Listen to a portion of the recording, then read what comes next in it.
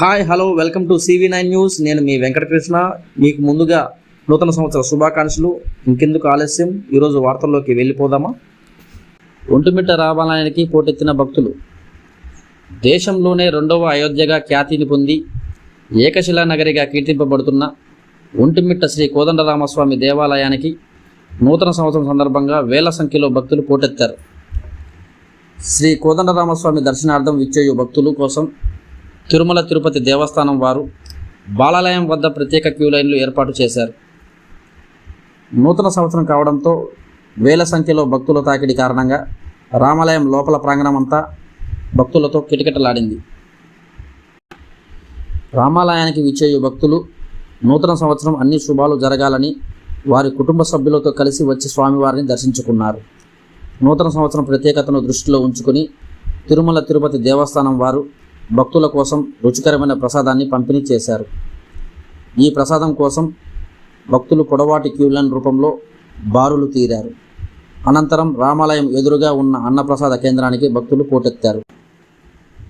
అన్నప్రసాద కేంద్రంలో భక్తుల తాకిడిని దృష్టిలో ఉంచుకొని సామర్థ్యాన్ని బట్టి భక్తులను అన్నప్రసాద కేంద్రంలోకి ఒకరి తర్వాత ఒకరిని అనుమతించారు. రామాలయ ఆవరణలో అన్నమయ్య భజన బృందం కోలాట ప్రదర్శన భక్తులను ఆకట్టుకుంది.